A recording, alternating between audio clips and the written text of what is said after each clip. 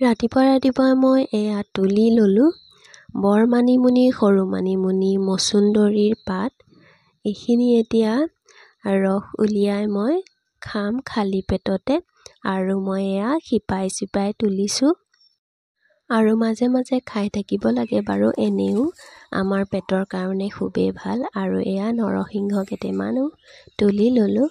আৰু এইফালে মায়ে কি ছিঙি দিছিলে, এইটো কি পাত নাজানো বাৰু নামটো। আৰু এইফালে শেৱালি ফুলৰ পাতৰ আগো দিছে।